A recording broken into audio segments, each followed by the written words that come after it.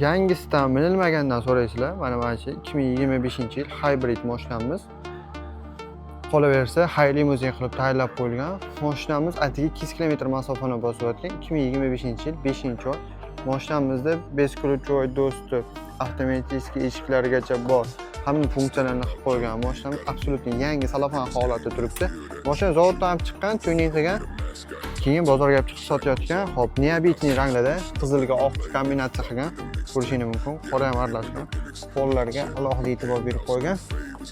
Mashinamiz ko'rishingiz mumkin. Oq svetda gibrid motorlarda jihozlangan, hamma funksiyalari bor. Atiga 229 km. Отпечатка пальц, обдув, обогрев, автохолд, hamma funksiyalari bor. Bitta mashinamizda 360 kameralari yo'q. Orqa bagajlari avtomatik ochilmaydi. Shunisi bilan mashinamiz arzon narxda chiqadi. Sababi mashinamiz narxi $48,000 Koreyaning o'zida O'zbekistonga yetkazib olib berishi bilan примерно $52,000-$53,000 atrofida bo'ladi. Rassamashkasi alohida chiqadi. Kimga qiziq bo'lsa aloqaga chiqsanglar bo'ladi. Mashinamiz absolutni toza. Orqalari, oldilari, orqa sideniya ko'rinishlari ko'rishingiz mumkin.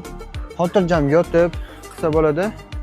Sensorlari, sensor upravleniya bilan boshqariladi. Televizorlari bor, patologlari, suyanchichlari. Kimga qiziq bo'lsa akalar aloqaga chiqinglar. Chiroyli qilib olib yuklab jo'natib beramiz. Hattoki balonlari ham o'zini pechatlari bilan turibdi, zavodskiy pechatlari bilan. Aloqaga chiqinglar akalar, xudo xohlasa chiroyli qilib olib yuklab jo'natib beramiz.